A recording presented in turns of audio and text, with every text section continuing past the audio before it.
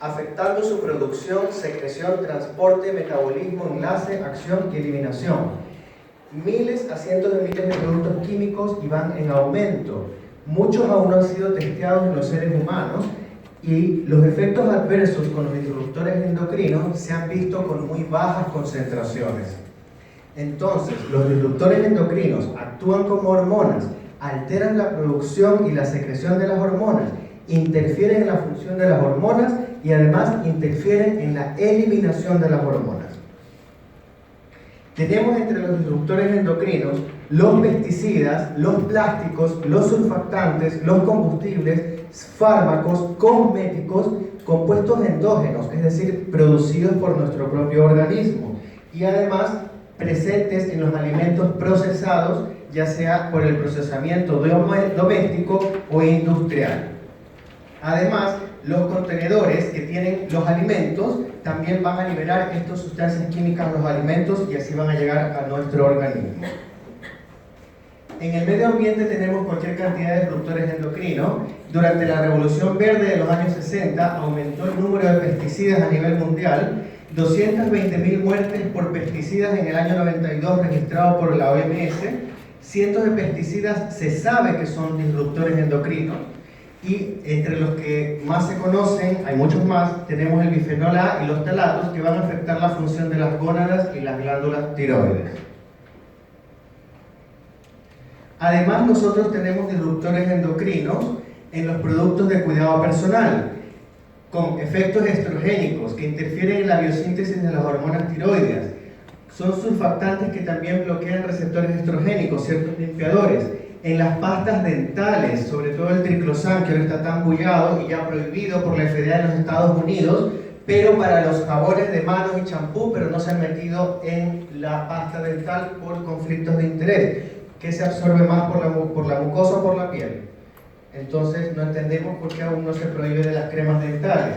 Además, los hidrocarburos aromáticos policíclicos de los combustibles fósiles.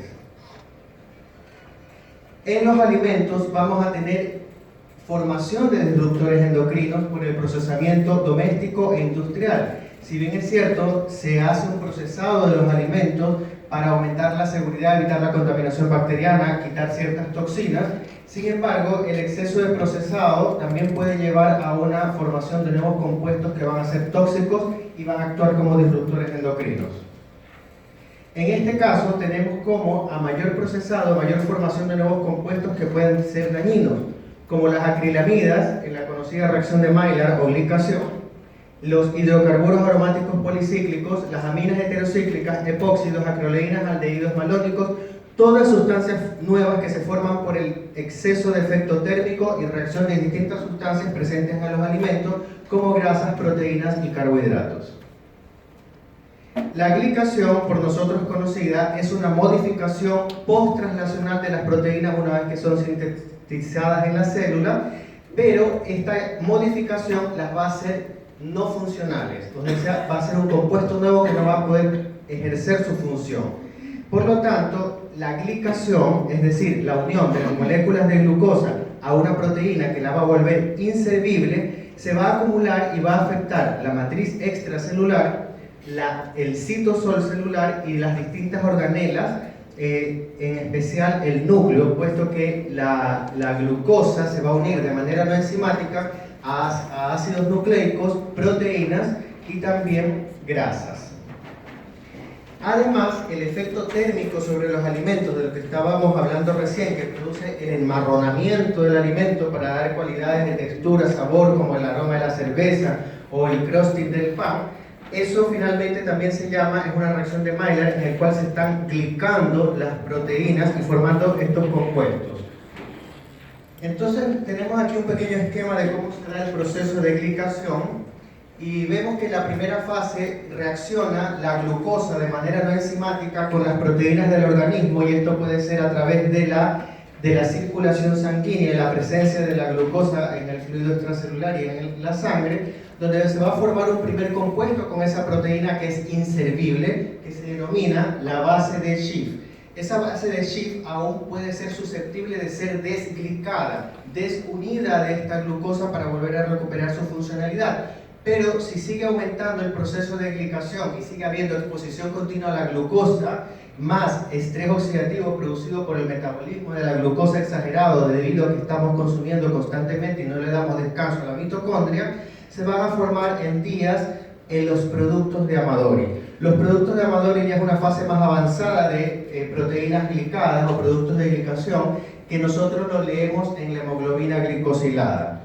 La hemoglobina glicosilada es la lectura del producto de Amadori, es decir, la proteína de esta proteína que ya está caramelizada o glicada, pero si nosotros no hacemos nada y sigue habiendo esta exposición constante a los radicales libres del metabolismo constante de la glucosa y la presencia de estos productos de Amadori que van entre ellos a reaccionar, entrecruzarse y formar cross-linking, vamos a finalmente tener ya los productos finales de la glicación avanzada, conocidos por sus siglas en inglés como AGEs, ¿no es cierto?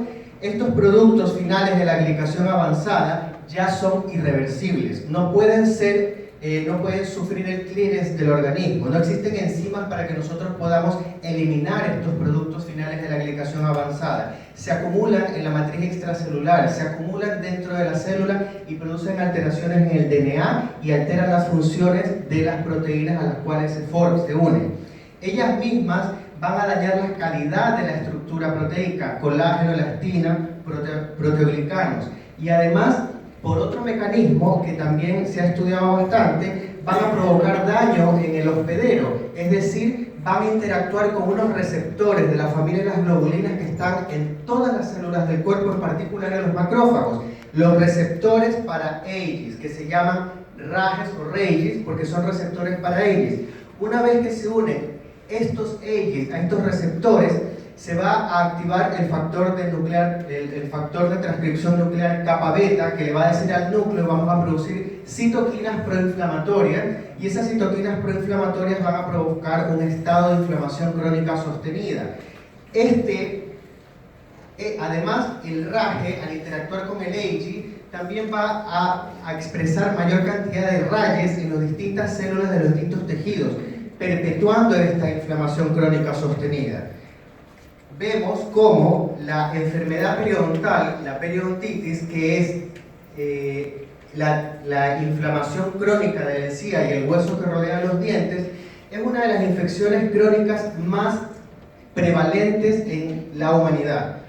Casi nadie sabe que tiene una periodontitis, y es un estado inflamatorio crónico que ya se ha estudiado, que además incrementa la expresión de AGEs en el organismo. Por lo tanto, si además tengo AGEs, tengo más receptores AGEs, y sabemos que esa interacción de los AGEs con sus receptores va a incrementar el daño en los tejidos, esta inflamación silenciosa, esta inflamación envejecimiento, conocido como inflammaging, que va llevando al deterioro y es la antesala a la enfermedad crónica degenerativa y el envejecimiento patológico que hoy día nos ataca, y que va a estar relacionado con la inmunosenescencia, es decir, el envejecimiento del sistema inmune, así como también la destrucción del endotelio, la disfunción endotelial, que va a atacar finalmente a las arterias coronarias, provocando los ataques cardíacos o el accidente vascular encefálico, y todo eso contribuido por esta ola de AGEs producido por la exposición continua a la glucosa e infecciones crónicas silentes no tratadas.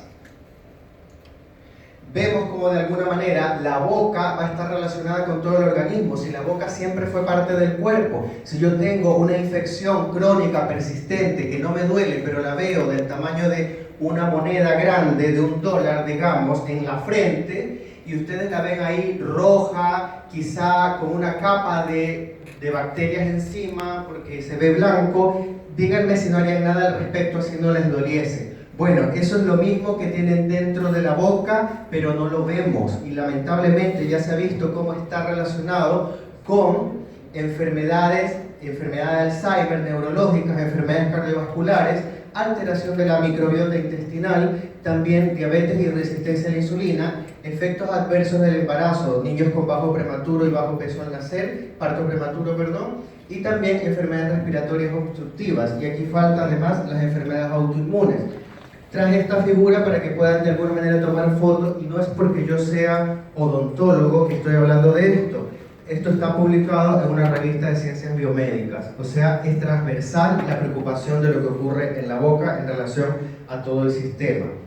Y volviendo a estos productos finales de la glicación avanzado, tenemos que pueden ser exógenos, es decir, van a entrar al organismo a través del tabaquismo, se van a formar estos productos, pero también vamos a comerlos en los alimentos procesados. Los alimentos procesados van a sufrir modificaciones de sus compuestos y van a producir estos AGEs, y sobre todo los métodos de cocción agresiva sobre 100 grados. Estamos preconizando mucho en nuestro instituto volver a métodos gentiles de cocción lenta, baja temperatura y mucho tiempo para poder liberar ciertos nutrientes, pero también hay que combinar con alimentos crudos, los cocidos, pero también necesitamos cocidos, pero lo importante es esta cocción agresiva.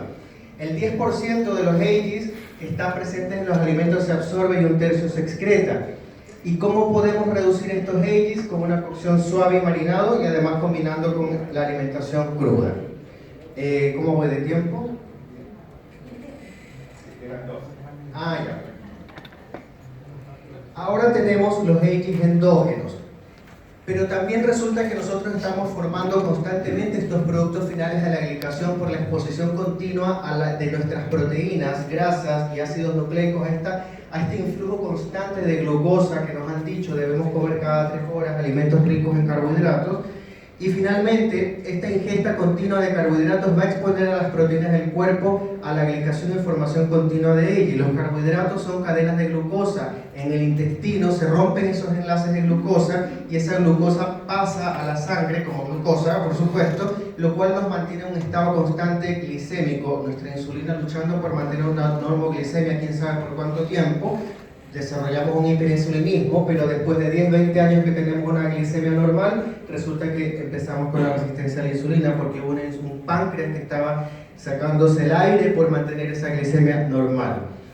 Por eso es que nosotros en el instituto, más que confiarnos en la glicemia en ayuna, más bien vemos en respuesta de curva de insulina, así la persona no sea diabética. La fructosa, que es un carbohidrato, es 10 veces más reactiva que la glucosa, y esta fructosa va a estar aumentada en el cuerpo, sobre todo en los diabéticos o las personas con resistencia a la insulina y quizás las personas normales, debido a que el gran influjo de glucosa en el corriente sanguíneo se transforma en fructosa a través de la vía del poliol, y esta fructosa va a ser 10 veces más reactiva para formar glicación, como ya lo mencioné. Los efectos de los AGEs son múltiples. Entendemos que si están deformando las proteínas del cuerpo, los ácidos nucleicos y las grasas, va a producir una rigidez de la matriz extracelular, van a colapsar la estructura integral de los tejidos.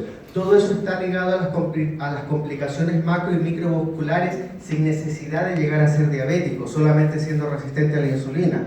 Estrés oxidativo en cadena, inflamación sistémica, lo mencionamos.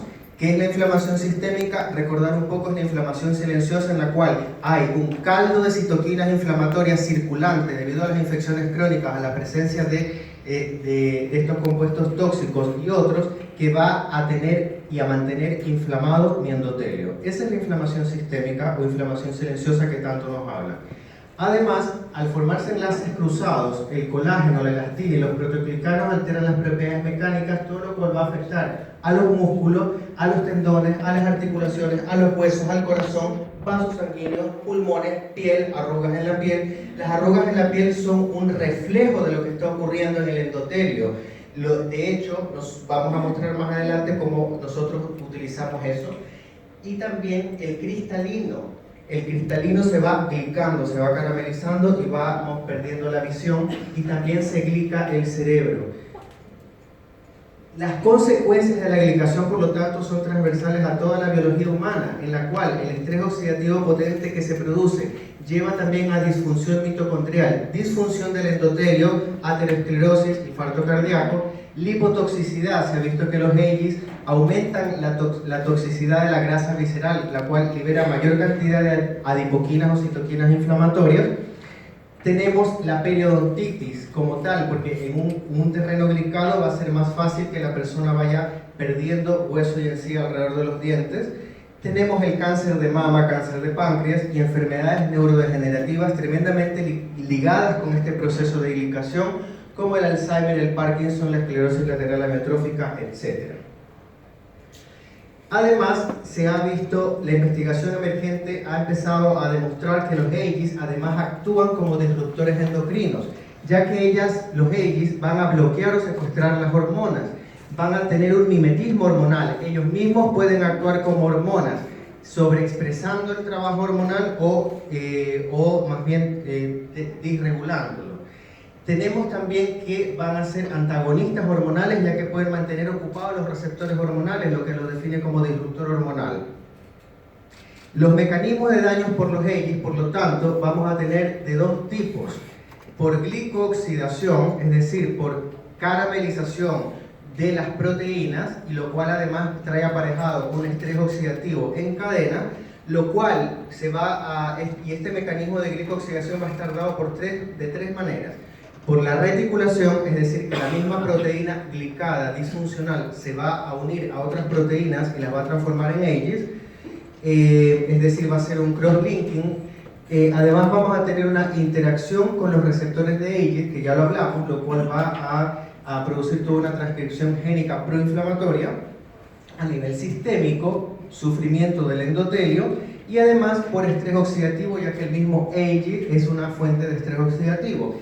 Y a través del mecanismo de daño de la disrupción hormonal, lo que ya dijimos en la diapositiva anterior, en la cual los AGEs van a tener una interferencia directa con las hormonas o van a tener una interferencia indirecta al interactuar con sus transportadores, con sus receptores, una entrega alterada de las vías hormonales, o los AGEs van a desarrollar sus propias vías señalizadoras interfiriendo con la respuesta hormonal.